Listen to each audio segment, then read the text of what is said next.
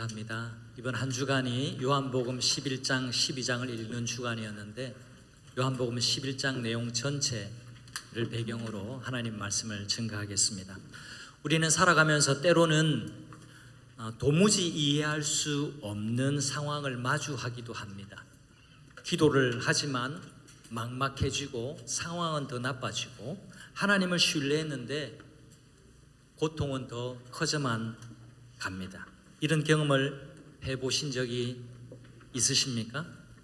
이쯤에서 한 사람을 소개하고 싶습니다. 유명한 책 나니아 연대기, 우리 학생들은 아실 것 같고요, 우리 젊은 세대들은 많이 아실 것 같습니다. 나니아 연대기와 순수한 또 기독교, 순전한 기독교를 저술한 작가 C.S. 루이스는요, 책을 통해서 수많은 사람들을 위로하고 믿음의 길로 이끌었던 아주 유명한 작가였습니다. 그러나 그런 그에게도 인생에서 가장 어두운 순간이 찾아왔습니다.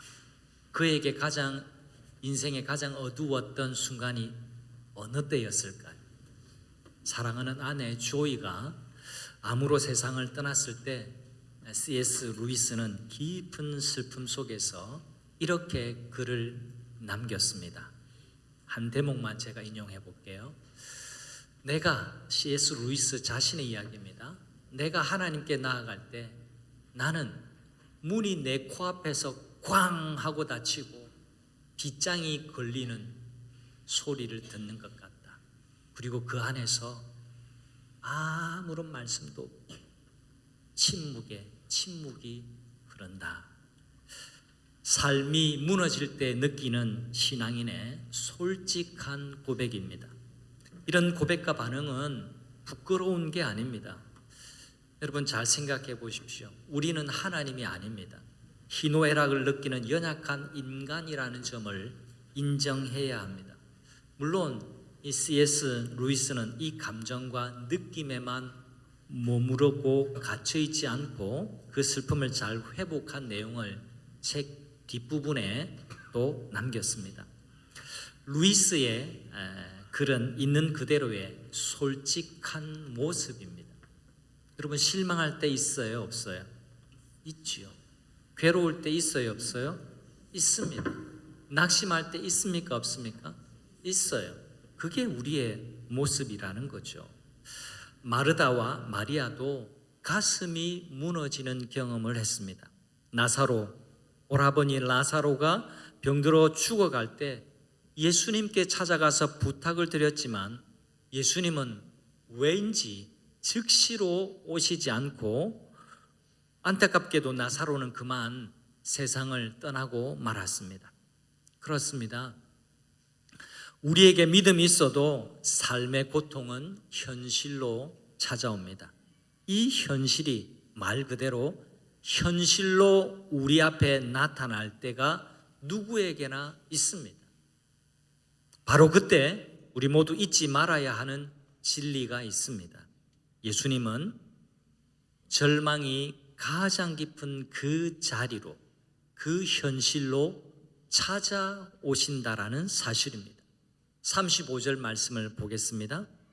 예수께서 눈물을 흘리시더라.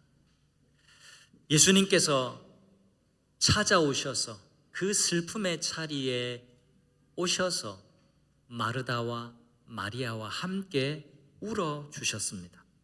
그러나 예수님은 거기에서 멈추시지 않아요. 무덤 앞입니다. 나흘이 지났습니다. 바로 그 자리에서 예수님은 마르다에게 말씀해 주십니다. 이 말씀이 오늘 설교 핵심인데요. 다 같이 함께 합독하겠습니다. 내 말이 내가 믿으면 하나님의 영광을 보리라 하지 아니하였느냐. 여기 믿으면 보리라. 이 한 말씀이 오늘 우리를 향한 주님의 약속의 말씀입니다. 먼저 이 말씀을 온전히 이해하려면 예수님이 어떤 모습으로 이 자리에, 이 슬픔의 자리에, 이 절망의 자리에 오셨는지를 보아야 합니다. 예수님은 네가 믿으면 보리라는 말씀을 하시기 전에 먼저 행동으로 보여주신 것이 있어요. 오늘 읽지 않았지만 우리 33절입니다. 예수께서 그가 우는 것과 또 함께 온 유대인들이 우는 것을 보시고 심령에 비통히 여기시고 불쌍히 여기사, 여기 비통히 여기셨다라는 말이 굉장히 중요한 말입니다. 헬라어 원어로는요 엠브리 마오마이라는 말인데, 본래 뜻은요 말이, 이 타고 다닌 달리는 말이 씩씩거리면서 콧김을 내뿜어내는 그 모습을 의미합니다. 그게 엠브리 마오마이라는 말이에요. 이게 바로 비통히 여기다라는 말의 원뜻이라는 겁니다. 내면 깊은 곳에서 감정이 폭발적으로 솟구치는 상태, 이것은 피상적인 동정이 아닙니다. 그 분노와 비통함은 사랑하는 사람을 절망에 빠뜨린 사망과 죄와 죽음의 권세에 대한 예수님의 거룩한 분노였습니다. 그 예수님의 거룩한 분노가 마치 이 콧김으로 말 코끝에서 품어져 나오는 것처럼 생생했다라는 성경의 기록이죠. 이렇게 예수님은 우리의 고통 앞에서 같은 편이 되어 함께 싸워주고 계시는 거예요. 비통히 여기시면서 죄와 죽음과 절망을 대해서 비통하게 여기시면서 함께 싸우시는 거예요. 그리고 한 구절 더 35절입니다. 조금 전 잠시 지나쳤던 그 한 문장을 다시 보겠습니다. 읽어볼까요? 함께 합니다. 예수께서 눈물을 흘리시더라. 전능하신 하나님의 아들이시고 죽음도 이기실 분인데 나사로의 무덤 앞에서 사랑하는 두 자매와 함께 말없이 눈물을 흘리고 계셨습니다. 생각해 보십시오. 예수님은 이미 나사로를 살리실 것을 계획하고 계셨고 알고 계셨습니다. 그런데도 예수님은 그 나사로의 무덤 앞에 가셔서 우셨습니다. 왜일까요? 이 부분이 중요합니다. 예수님은 우리의 아픔이 주님의 가슴에도 아픔이기 때문에 그렇습니다. 우리의 아픔이 주님의 가슴에도 아픔이에요. 그래서 우셨습니다.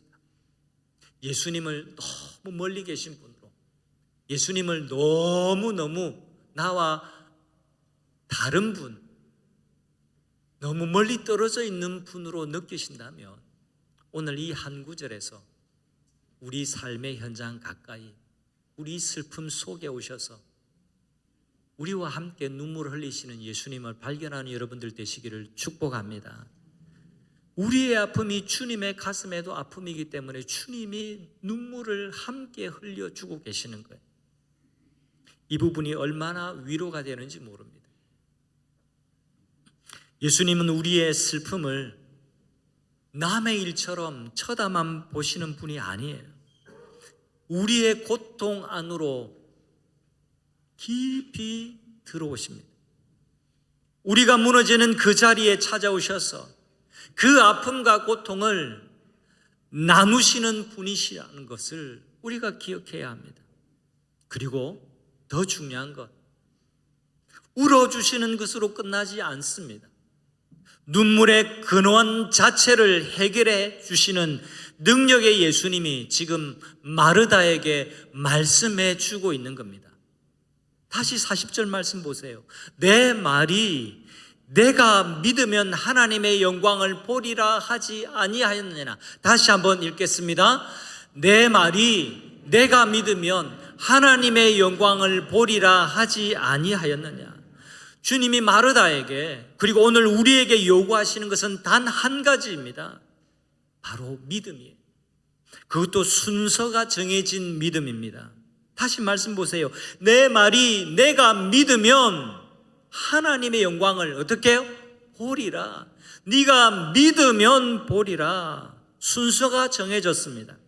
먼저 믿으면 그 다음에 보리라입니다. 이 순서가 오늘 말씀의 핵심입니다. 그런데 우리는 본능적으로 이 순서를 뒤집으려고 합니다. 반대 순서를 원합니다. 내가 보면 믿겠습니다. 만져지면 믿겠습니다. 내 눈으로 확인하면 믿겠습니다. 먼저 보여주십시오. 그러면 믿을게요. 눈으로 확인되고 이성으로 납득이 되면 그때 믿어보겠다라는 거죠. 마르다가 그랬습니다. 주여, 주여, 죽은 지 나흘이나 되었는데 벌써 냄새가 납니다. 벌써 부패하고 있어요. 근데 웬 돌을 옮기시라뇨? 웬 살아나겠다라니요? 안 됩니다. 그게 마르다의 마음이었습니다. 이것은 단지 마르다만의 문제가 아닙니다. 우리도 그 자리에 있었다면 똑같이 말했을 겁니다. 사흘이 아니라 나흘이 지났다라고 마르다가 하소연을 하고 있습니다. 이 부분도 그냥 지나칠 부분이 아니에요. 사흘이라는 것은요, 심리적인 마지노선입니다. 우리 문화에도 3세판, 3번, 내가 3번 참는다, 이런 느낌, 이런 문화가 있지 않아요? 사흘 지났습니다라는 말과 나흘이나 지났습니다 말은 완전히 느낌이 다릅니다. 사흘은 그래도 희망을 품을 수 있는 마지막 실가닥 같은 희망이라도 좀 붙잡아 보려고 하는 마음이 있을 시간인데 나흘이나 지났다라는 겁니다. 그 마지노선마저도 무너진 겁니다. 이제는 다 끝났다라는 뜻입니다. 그 자리가 바로 우리의 자리이기도 해요. 경험과 상식이 내게 그건 아무래도 불가능해. 너 알잖아. 이렇게 말할 때 믿음이 흔들리는 것이 바로 우리들의 모습인 거죠. 마르다는요, 불신자가 아니었습니다. 예수님을 처음 만난 초신자가 아니에요. 예수님과 초면이 아니라는 겁니다. 예수님을 오래전부터 믿고 따랐던 사람입니다. 바로 조금 전 27절에서 이렇게 고백했습니다. 주는 그리스도시요 세상에 오시는 하나님의 아들이신 줄 내가 믿나이다. 여러분 보세요. 이 얼마나 훌륭한 신앙 고백입니까? 그러나 막상 무덤 앞에 서자 신앙 고백이 현실 앞에서 힘을 잃어버리고 맙니다. 입술의 믿음과 무덤 앞의 믿음이 일치하지 않아요. 어쩌면 이 모습이 우리들의 모습과도 비슷하지 않나요? 이것이 바로 우리의 모습이기도 합니다. 예수님은 흔들리는 마르다를 다그치시지 않습니다. 여러분 성경을 읽으면서 요한복음을 계속해서 묵상할 때마다 얼마나 은혜가 되는 부분이 많은지 몰라요. 성경을 제대로 읽어보세요. 성경을 깊이 읽어보세요. 예수님의 태도, 예수님의 말씀, 예수님의 모습 속에서 우리가 알지 못했던 예수님을 발견할 수 있습니다. 그 예수님이 바로 나의 예수님인 게 얼마나 감사하고 얼마나 기쁘고 얼마나 행복한지 몰라요. 너 왜 그 모양 그 꼴이야? 그렇게 다그치시지도 않고 마르다에게 다시금 큰이의 믿음을 세우는 말씀을 주세요. 그게 바로 40절의 말씀입니다. 이미 하신 말씀으로 다시 그녀를 세우십니다. 다시 40절 말씀을 보세요. 내 말이 이것도 그냥 넘길 수 없는 말씀입니다. 내 말이 내가 믿으면 하나님의 영광을 보리라. 내가 믿으면 하나님의 영광을 보리라. 이걸 예수님이 처음 하신 말씀이 아니라 내 말이 그랬잖아. 우리가 그렇게 대화하잖아요. 내 말이 내가 믿으면 하나님의 영광을 보리라. 내가 말한 적이 있지 마르다야. 예수님은 진짜 그렇게 말씀하셨어요. 지금 처음 하시는 말씀이 아니라는 뜻이에요. 이미 하신 약속을 상기시켜 주는 겁니다. 우리가 오늘 읽지는 않았지만 시간을 거꾸로 올라가서 요한복음 11장 4절에서 나사로가 병들었다라는 소식을 가져왔던 마르다에게 처음 해주신 말씀이 이렇습니다. 이 병은 죽을 병이 아니라 하나님의 영광을 위함이요. 예수님은 지금 하나님의 영광을 내다보고 계신 거예요. 나사로가 살든 죽든 중요한 것은 지금 이 일이 일어난 진짜 이유는 하나님의 영광이 드러나게 함이다라는 것을 말씀해 주신 거예요. 나사로가 죽었어도 나흘이 지나서 냄새가 날지라도 예수님이 주신 이 말씀은 변하지 않습니다. 하나님의 영광을 위함이라. 성도 여러분, 이것이 믿음의 근거입니다. 우리 믿음은요, 변하지 않는 예수님의 말씀 위에 서야 되는 줄 믿으시기를 바랍니다. 상황이 나를 마구 뒤흔들어도 주님은 이미 하신 말씀을 붙들라 우리에게 말씀하세요. 내 말이 내가 이미 너에게 약속하지 않았느냐라는 말씀이에요.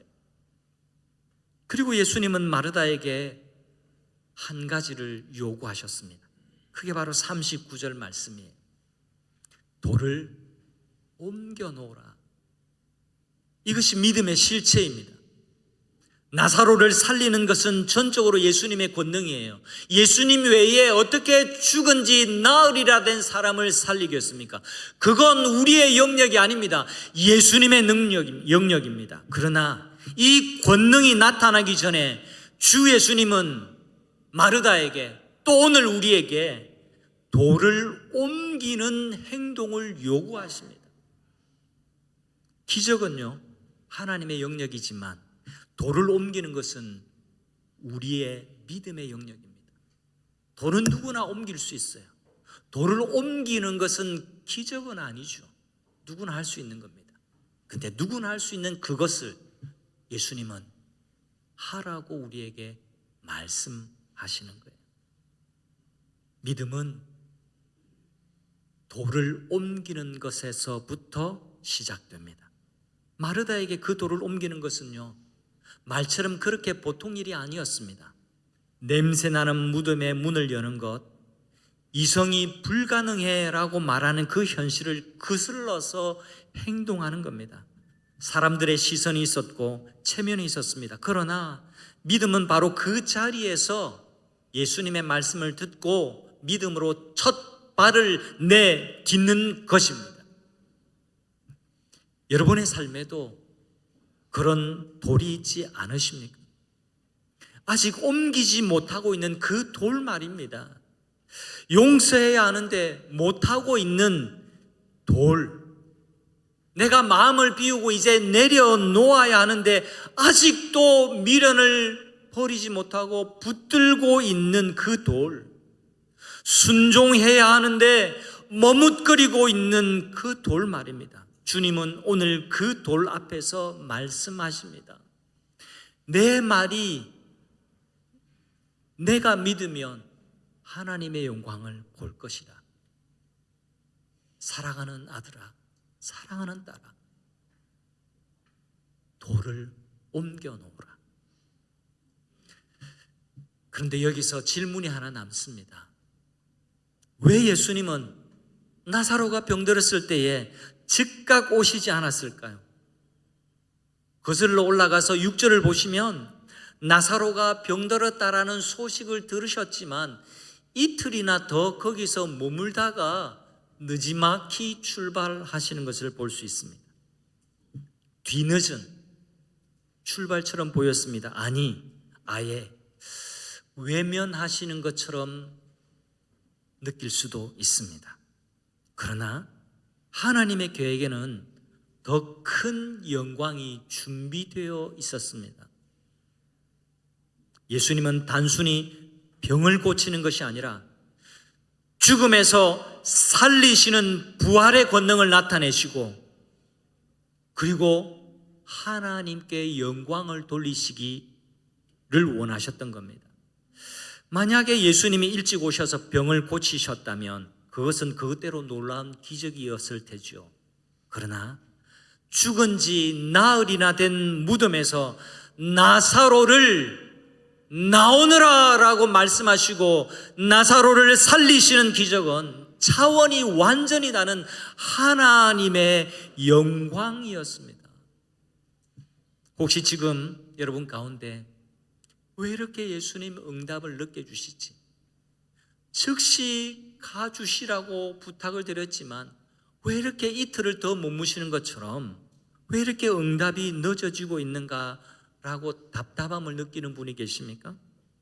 하나님이 당신에게 마치 C.S. 루이스가 느꼈던 것처럼 문을 쾅 하고 닫으시고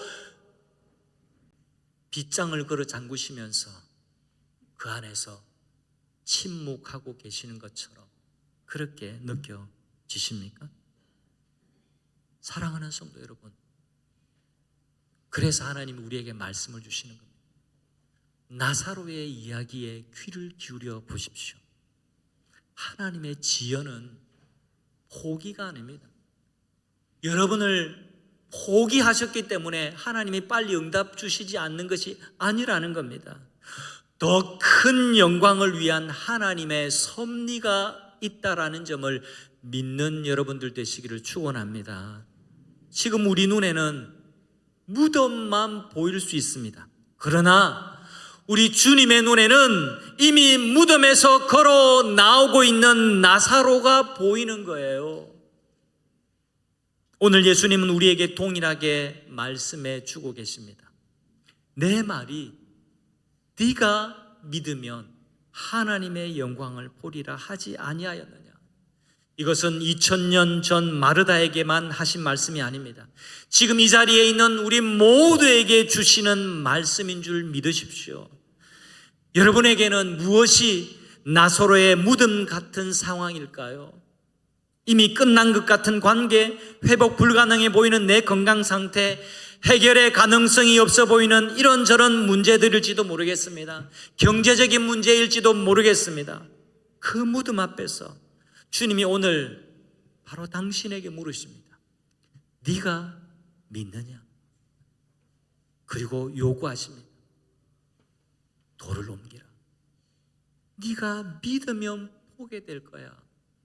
믿기를 바래. 그리고 돌을 옮겨 놓으라.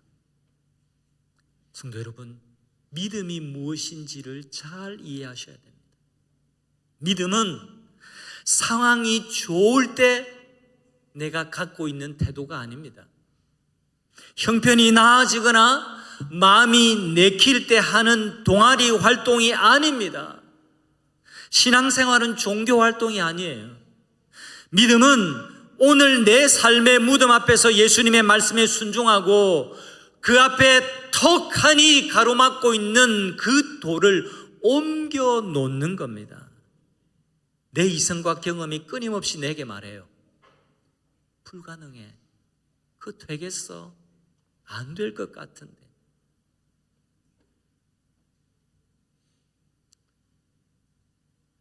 그 내면에서 나오는 그 말을 듣고 살아가는 것은 믿음이 아닙니다. 너는 안 돼, 불가능해, 그건 안 돼라는 것을 그 이성의 판단을 받아들이고 입장 정리하는 것은 믿음이 아닙니다. 믿음이란 무엇이냐? 믿음이란 무엇이냐? 죽은 지 나흘이나 되는 그런 상황임에도 불구하고 내 마지노선마저도 무너졌다라고 하는 그 느낌에도 불구하고 예수님의 말씀을 붙들고 첫 발을 내딛는 것, 그것이 믿음입니다. 오늘 그 믿음의 첫 발을 내딛는 사랑하는 성도님들 모두가 되시기를 축원합니다. 네가 믿으면 하나님의 영광을 보리라.